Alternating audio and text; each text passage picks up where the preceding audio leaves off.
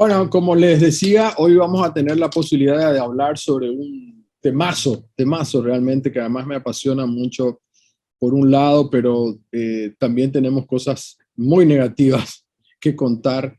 No es lo que nos gusta, pero esto tiene que ver con la realidad que pasa en nuestro país dentro de los derechos humanos y del medio ambiente. Entonces estoy con Mónica Vareiro y con Aldo Benítez, dos periodistas que vamos a hablar sobre un material que se lanzó hace poco y que les invitamos a la audiencia a que pueda revisarlo, que está en internet ya alojado, se llama derechoalfuturo.org, ahí pueden encontrar .pi.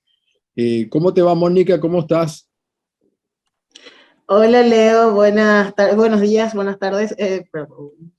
Hola Leo, ¿cómo estás? Es que estamos siempre on demand también, así como se dice así en YouTube, así que pues de día, de noche, da igual. Bueno, genial, ¿cómo estás? Muchas gracias por invitarnos. Y vos sabes que es así mismo, ¿cómo contás? El lanzamiento es para nosotros como un volcán de emociones encontradas porque estamos súper felices, súper contentos.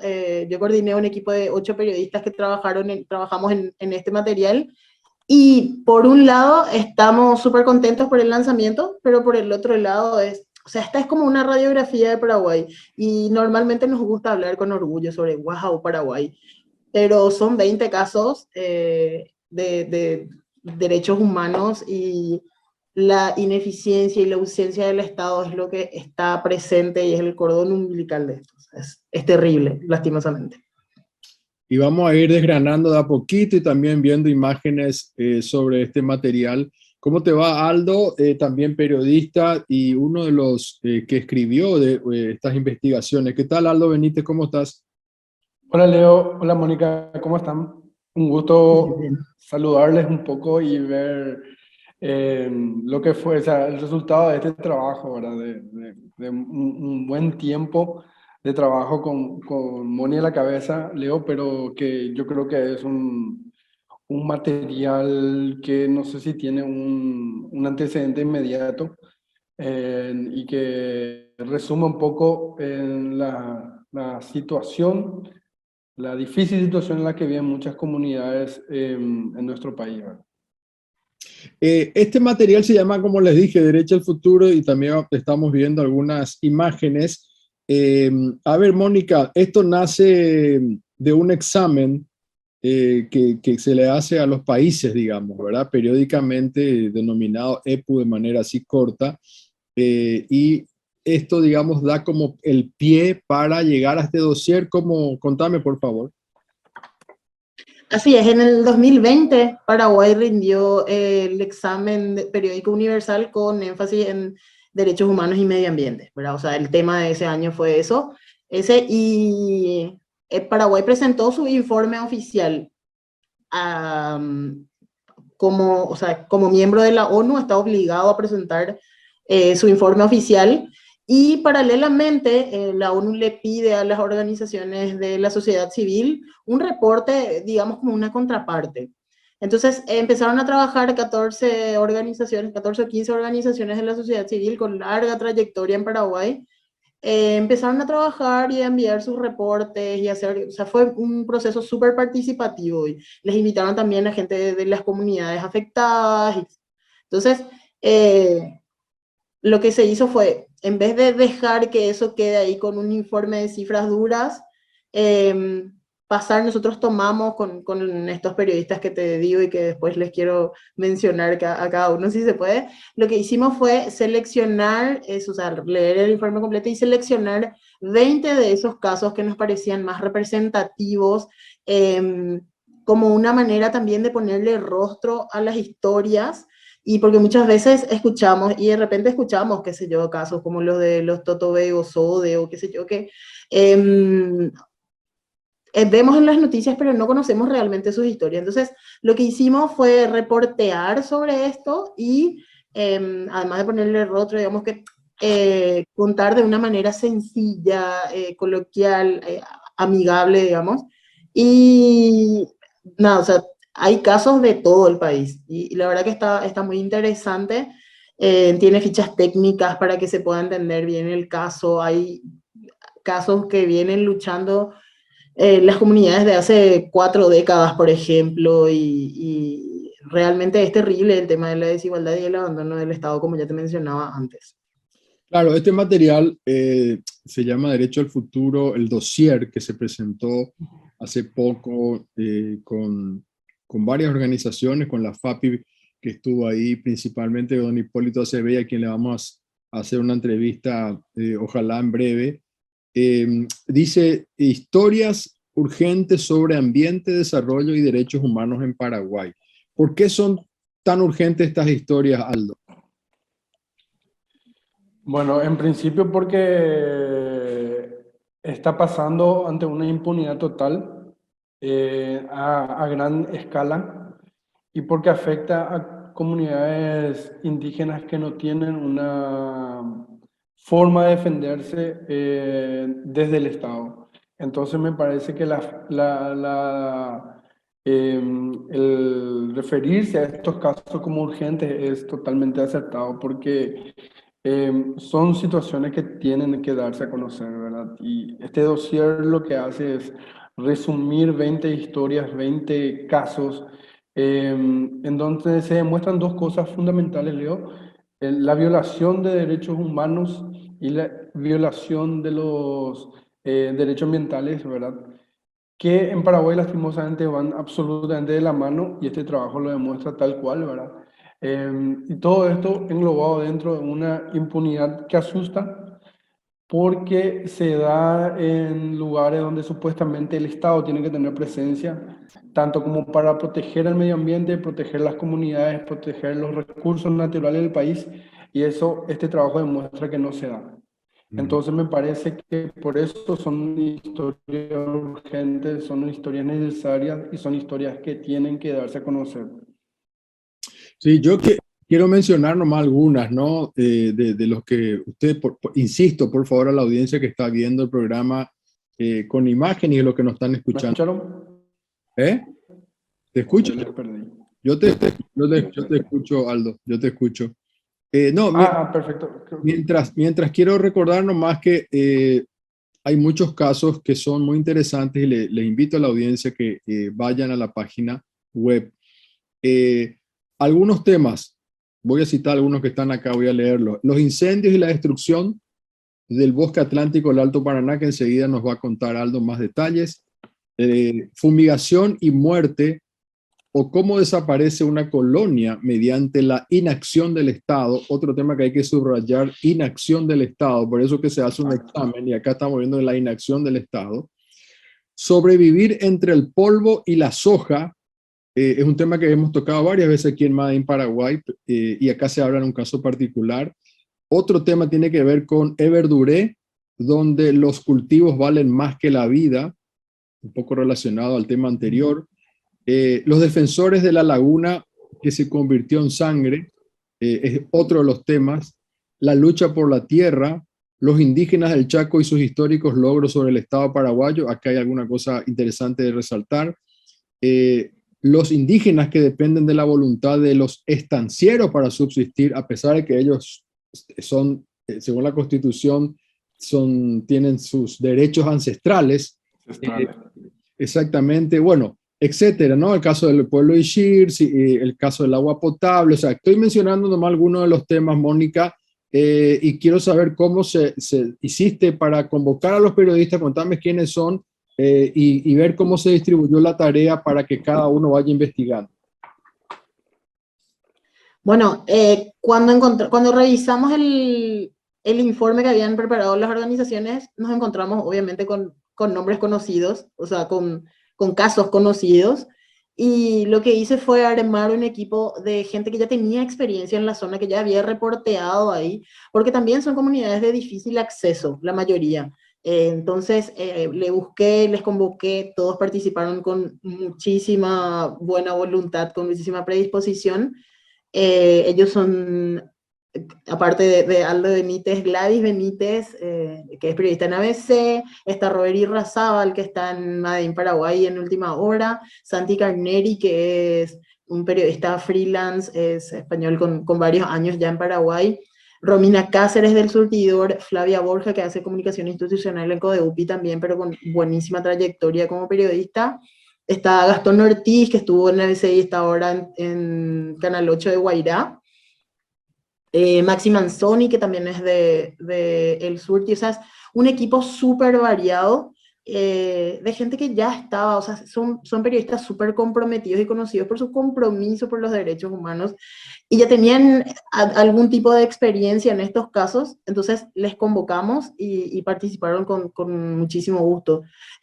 Volvimos a hacer reporteos en las zonas y fuimos viendo también, descartamos algunos, o sea, fue un proceso súper largo. Como te contaba, empezó en 2020 después de la entrega de este informe y fuimos decantando, fue un proceso largo, pero muy bueno, muy enriquecedor y creemos que se puede ver eso en el material. Que por cierto, las copias impresas que están en español y en gratuita y pueden comunicarse con nosotros o a través de la página web para solicitar sus copias gratuitamente. Así es. A ver, contame, querido Aldo, el caso que vos te tocó desarrollar, por favor. En el caso de este dossier, nosotros hicimos énfasis, Leo, en el caso de lo que pasa con el Tecojaguazú.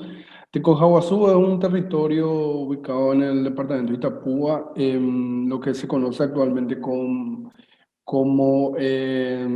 Reserva San Rafael, que en realidad hay una cuestión jurídica ahí que no se define ya de hace tiempo porque es un territorio de unas 73.000 hectáreas que supuestamente es una reserva preparada para Parque Nacional, ¿verdad? Reserva para Parque Nacional San Rafael. Que en la cuestión jurídica paraguaya no existe eso que se llama reserva para parque.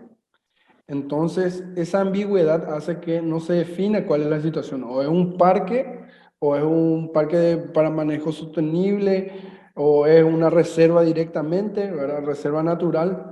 Entonces, esa situación ya crea un conflicto para el San Rafael. Eh, y ahí la situación es difícil en diversos factores. Por un lado, la deforestación causada por diferentes sectores que vienen desde los cultivos ilegales, la agroindustria, los rollos traficantes, pero en los últimos tiempos eso se agravó porque los rollos traficantes ya empezaron a trabajar con los cultivadores de marihuana de forma ilegal. Y lo que antes, cuando antes en los años anteriores trabajan por separado, ahora se unieron. Entonces, esa unión hace que sea mucho más fuerte la forma en que operan, ¿verdad? Eso sin tener en cuenta que todo lo que es esa zona del San Rafael, del Tecojaguazú, esté prácticamente ya rodeado y no tenga salida por temas de plantaciones de soja. Toda la reserva está rodeada de soja y en algunos casos las plantaciones no respetan la zona de amortiguamiento que se le dice a eso que se le pone, o sea, en todas las áreas protegidas del Paraguay tienen que tener al menos 50 o 25 metros de bosque, ¿verdad? Que es lo que se da a conocer como zona de amortiguamiento.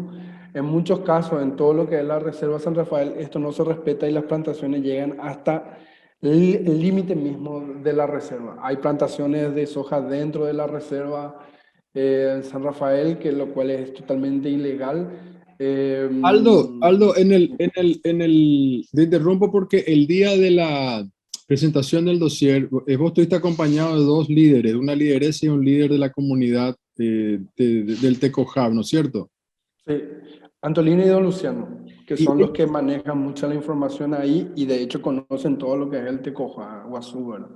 bueno, ellos manifestaron desde el primer plano, digamos, desde su experiencia, y fue muy fuerte escuchar, ¿no? Porque ahí ellos estaban hablando de lo que vos estás contando ahora de la soja, de la invasión y de la marihuana, digamos, ¿verdad? O sea, se han juntado temas muy delicados, digamos, porque están plantando también marihuana ahí dentro de la zona donde ellos deberían estar libres, digamos, como comunidad indígena, y también ellos hablaban de lo difícil que es poder encontrar alimentación, porque recordemos que para las comunidades el hecho de ir a cazar o el hecho de ir a buscar alimentos, que era algo que siempre lo hicieron, por eso son los mejores guardianes siempre los indígenas, ahora no lo pueden hacer porque están amenazados por narcotraficantes, básicamente, y también por los ojeros. Sería muy bueno escuchar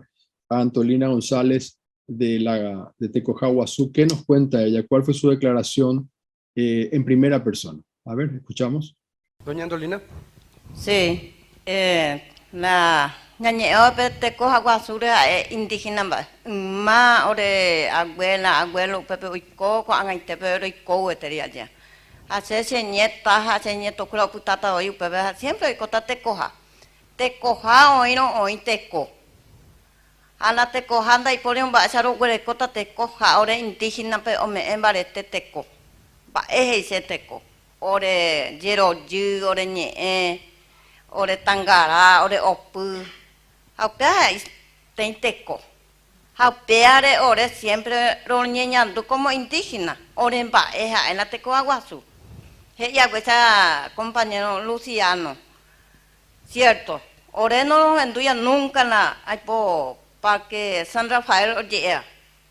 Pero cuando a pesar ni pero ore no hay de acuerdo pero ore siempre ro tecoja. Ore coja ore en bae como indígena. Exactamente, porque tanto, o sea, la soja lo que hace es, obviamente, derriba todo lo que hay, ¿verdad? Y eso hace que o sea, se pierda el hábitat de los animales que ellos necesitan para la caza, porque la caza que ellos hacen es directamente para subsistencia, o sea, no hacen cacería deportiva, por ejemplo, ¿verdad? Y a ese problema se le suma el tema del narcotráfico, que el narco cuando ingresa a esa zona tiene sus guardias, ¿verdad? Evidentemente para proteger sus cultivos ilegales. Entonces, los indígenas ya no pueden irse a esos lugares porque la zona está protegida por guardias que están armados. Ya hubo casos de enfrentamientos en San Rafael, nosotros hemos reportado eso en el 2019, en el 2020 con los guardaparques. Hay que decir que en San Rafael, por ejemplo, hay gran parte del área protegida está con guardaparques que son del sector privado, o sea, que de organizaciones. El Estado es prácticamente nula su presencia. El Estado paraguayo, ¿verdad? Tiene prácticamente nula presencia para proteger esa área protegida tan rica, ¿verdad? En biodiversidad, en lo que significa el tema de recursos naturales.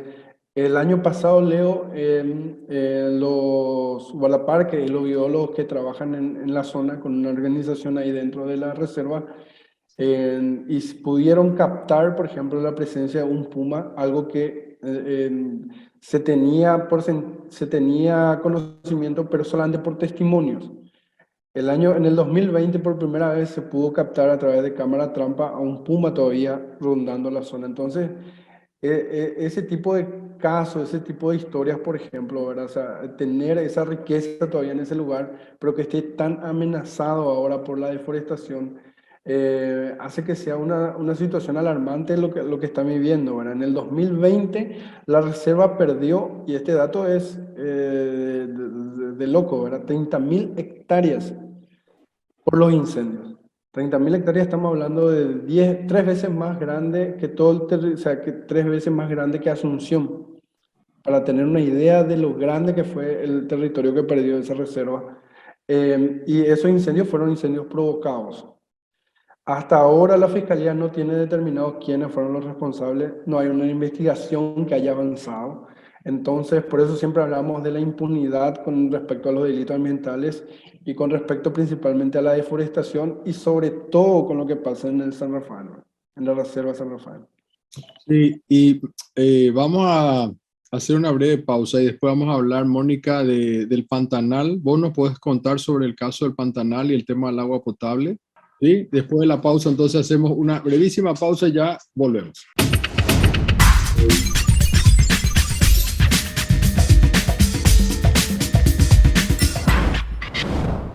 A ver, Mónica, decía yo recién que otro de los casos que se habló tiene que ver con el agua potable en una zona donde sobra el agua, que es el Pantanal, digamos, además un lugar precioso, digamos, y esto tiene que ver con la nación Ishir. A ver, sin agua potable en el humedal más grande del mundo, dice el título de esta sección. A ver, contame, por favor.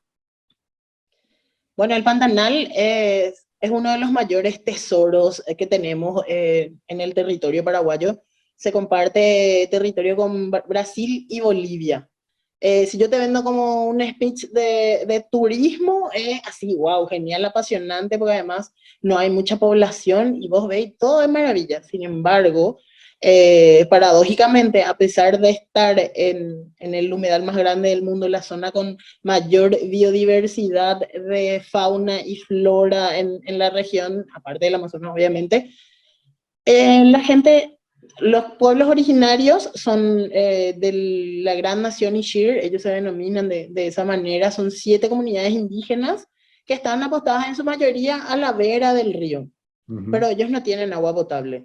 Hasta ahora toman agua directamente del río. Hay una población que se llama Puerto Diana que tiene un sistema de distribución, pero lo que distribuyen es agua cruda, le llaman ellos agua de río. Pueden de repente hacer un tratamiento casero, que es con 2 cucharadas de sulfato, y en un escenario ideal se le podría poner cloro para realmente hacer que esa agua sea apta para el consumo. Sin embargo, ya no alcanza, esas poblaciones no tienen muchos ingresos, viven de changas en estancias o pesca y artesanía. Entonces, el poder adquisitivo es súper bajo y no les alcanza, entonces ellos usan las familias que purifican, porque no todas tampoco, usan el sulfato para que el agua sea clara, o sea, cambia el colorcito, no es que se desinfecta y se hace, no, o sea, es el agua del río, y además en un contexto que, bueno, antes no estaba tan contaminado el río y estaba todo bien, pero con el creciente tráfico fluvial en la zona por el tema de la actividad portuaria en Paraguay también, y que ingresan los barcos de hacia Brasil por ahí, todo esto cambió y ahora hay un montón de enfermedades. Contaban los líderes durante la presentación, diarrea y otro tipo de infecciones que hay, que antes no había tanto, pero esto agrava. Y supuestamente hay algunos proyectos del gobierno para armar eso, pero la verdad es que nada, la primera vez que yo estuve en Valle Negra, en esa zona, fue en el 2007 y salvo 2 o 3 instalaciones que se hicieron, entre ellos un frigorífico a la vera del río Paraguay, no hay muchos cambios. Se nota y se puede sentir en esa ciudad en Valle Negra, que es la última ciudad, el último pueblo, digamos, del mapa. No hay mucho cambio y se nota el abandono realmente.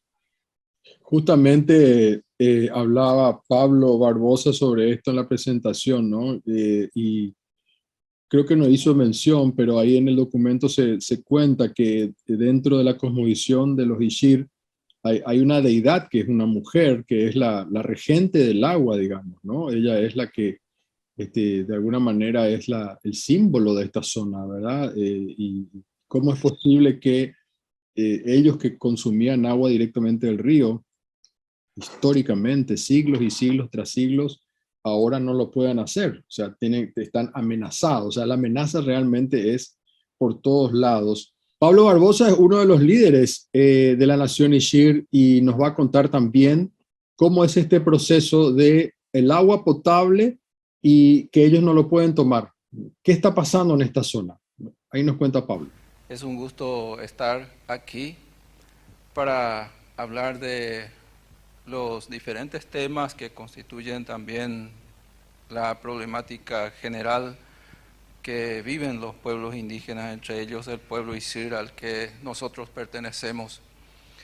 Ya dijo aquí la periodista que la UCINI es la organización del pueblo Ishir que une al grupo étnico al que nosotros pertenecemos.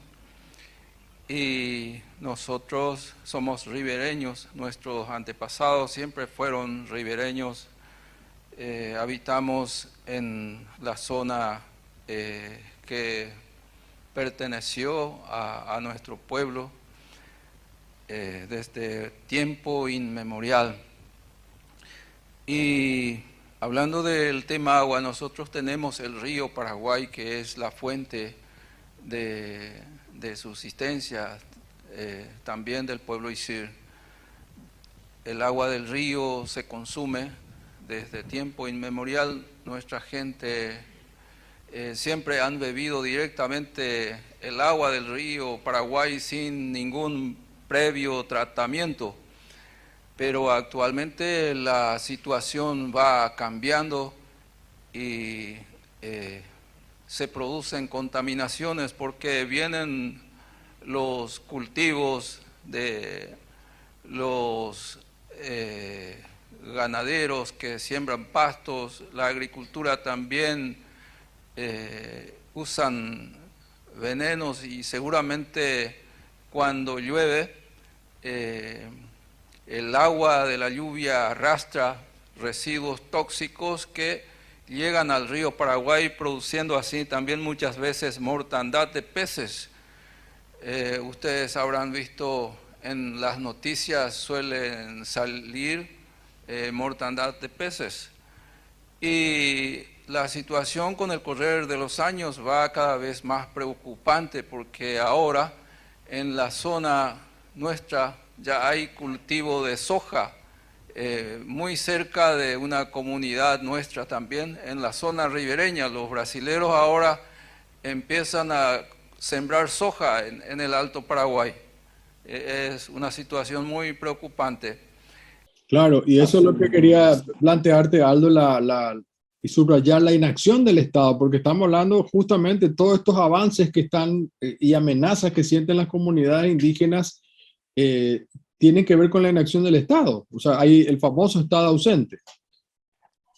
Exacto, Leo. O sea que, pero, o sea, a mí me nace la cuestión de plantear que esa ausencia del Estado en realidad es una presencia del Estado en el sentido de que la ausencia de que de instituciones públicas estén ahí le favorece a un grupo que se favorece, o sea, valga la redundancia, de esa inacción estatal. Entonces, yo no sé hasta qué punto podemos llamar ausencia del Estado. Ausencia del Estado es para las comunidades indígenas, pero en realidad esa ausencia del Estado le da la libertad absoluta a otros grupos como ganaderos, como sojeros, como gente que no respetan las leyes para seguir operando, ¿verdad? En el caso, por ejemplo, de Puerto Ramos, que Mónica estaba comentando recién en la zona de Alto Paraguay, ¿verdad?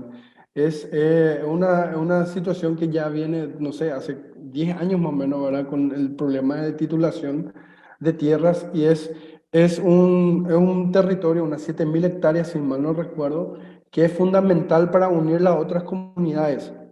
Entonces está en un punto neurálgico y que está siendo, o sea, está invadida prácticamente, todo ese territorio está cercado por un ganadero que en la zona lo conocen como el Turco y prácticamente no deja pasar a nadie, o sea, y ya hubo, de hecho, hemos reportado también eso, que han tenido enfrentamientos con su guardia, los propios indígenas, ¿verdad? O sea, con disparos de arma de fuego a quienes osen pasar por ahí o entraban a cazar, por ejemplo, en esa estancia, en esa zona.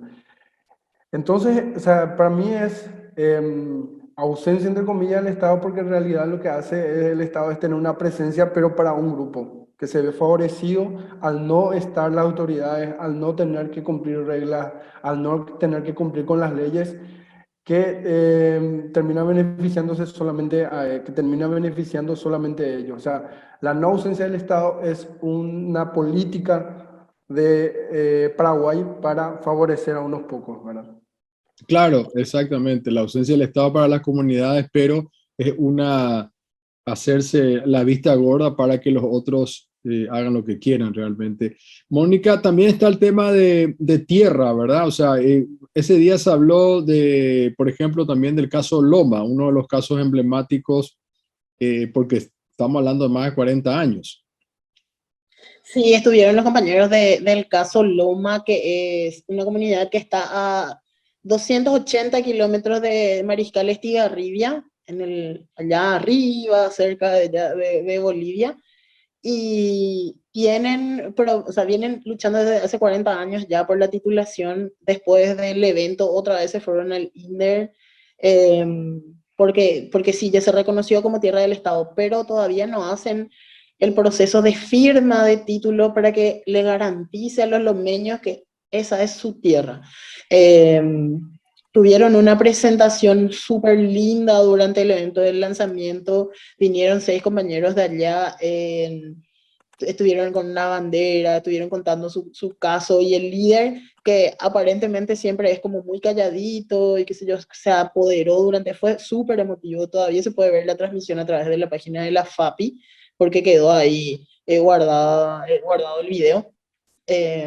Y realmente es muy, muy emotivo cómo luchan. Estuvo su abogada también, Emilia Cano, que realmente lleva muchos años ya acompañando este proceso, y la verdad que es súper difícil. Ellos tienen la invasión, o sea, el Estado ya reconoció en algún momento que esa tierra les pertenece a ellos. Sin embargo, están en litigio con 2 ganaderos que dicen ser titulares de esas tierras, de esas propiedades.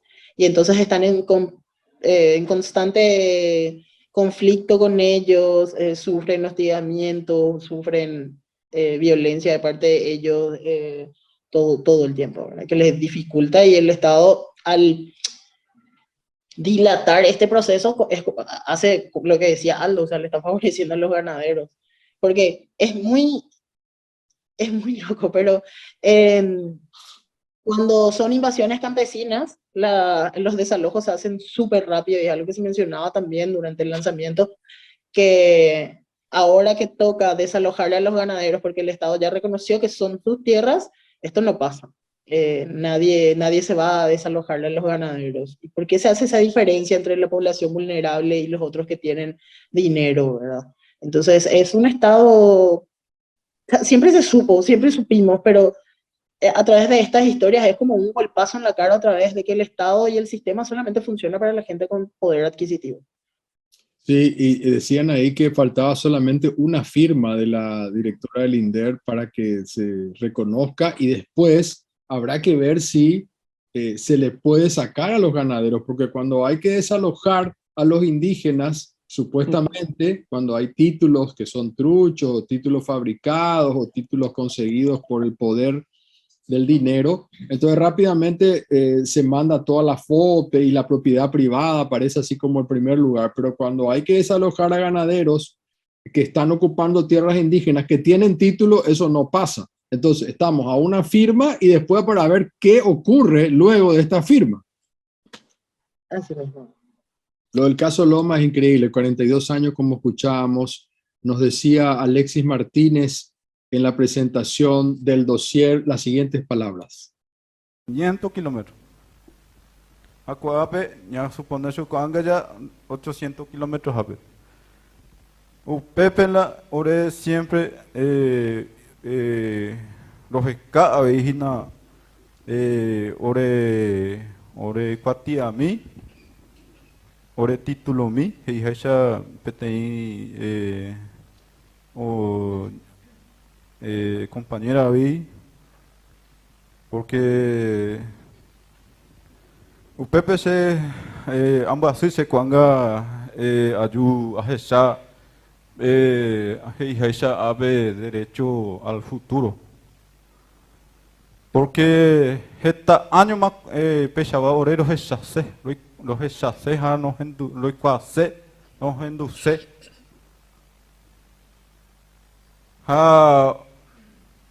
hoy cuami había la autoridad de cuera mi alguno oiba autoridades mopa hoy guarani ñandeva mopa hoy y territorio mopa hoy de cuera mopa o vivija de cuera umian naña hendui umian no hendui o mi doy cuai va a ser peisa porque se hay cuapona se hace esa pesa. Mediante areco habéis el representante, miampe ore roji vale ve, porque orenda y captuiro yu amoyolo. Emante siempre no ña estoy supe. Catuan sharoi qua, ore quatia, ba esa po oi, onde me etapa oreve o nahani. Mia ore preocupar com anga tepe. A com anga no mejora se ave one comunidad pe com anga te. Pero ondai catui yeinte.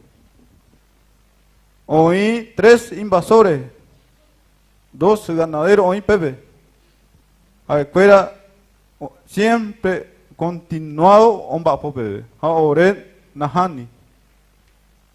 Nahani Pepe. Solamente orero y cotevea vi pea cuando te ayudando huelli a vi cuaco otoca se vejina gracias vejina compañero. Porque ojalá cuaco Toño Genduma autoridades sobre preocupación o vale treima la mi ganadero fuera o jugadores mediante ore abuelo fuera a escuela o yapocuri Pepe eso ya supe la o yapope te mensura a escuela mismo o yapocuri Pepe mensura se abuelo se tío fuera ni alguno ya o mano pama alguno y coeti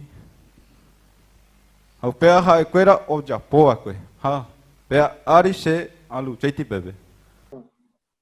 Es súper triste, pero es así. Y son cosas que desde nuestra burbuja asuncena y capitalina, digamos, muchas veces no vemos. Y son situaciones por las que ellos tienen que pasar todo el tiempo. No tienen agua, por ejemplo. O sea, tienen que vivir ahí en el Chaco seco, sin agua.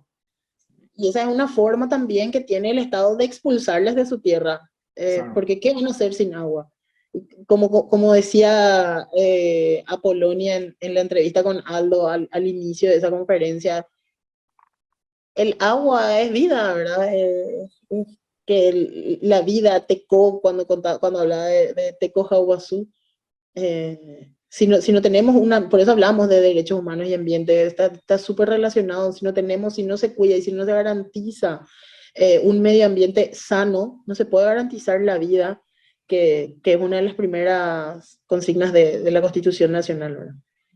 Correctísimo. Bueno, yo le agradezco mucho a ustedes por estar participando y con nosotros, a Mónica Vareiro y a Aldo Benítez, y les invitamos a la gente a que vayan a este dossier, que es muy importante porque ahí van a poder tener la información exacta y además con buenos gráficos, es muy fácil de entender todo. Gracias, Mónica. Gracias, Aldo. No, gracias a vos, Leo. Que visiten Perdón. la página. Está muy buena realmente y esperamos sus comentarios y esperamos su participación. Así que muchas gracias a vos por el espacio. Gracias, Aldo. Gracias, Leo. Quiero despedirme, Leo, con un dato, ¿verdad? Vale. Porque Connie me reiteró hace rato. Hasta 2021, solamente en los departamentos que conforman el Bosque Atlántico de Alto Paraguay, que son 10 de los 14 en la región oriental, se tuvo 71.640 hectáreas perdidas serían de bosque, ¿verdad? O sea, que de áreas deforestadas, que según el sistema satelital Global Forest Watch, estamos hablando de más de 70.000 hectáreas de cobertura arbórea perdida, que es como ellos denominan eso, ¿verdad? Estamos hablando de una región, Leo, donde desde el 2004 funciona o está en vigencia una ley que supuestamente prohíbe totalmente la tala de árboles, mínimamente, ¿verdad? Una ley de deforestación cero desde el 2004 vigente, y hasta el 2021 estamos teniendo 70.000 hectáreas perdidas de bosque. y ni una sola persona detenida o tras las rejas por este delito ambiental, ¿verdad? Así que es un dato como para terminar y bueno, para ver que la impunidad sigue vigente. Y muchísimas gracias, Leo, por el espacio. Muy bien, nosotros hacemos una brevísima pausa y ya volvemos.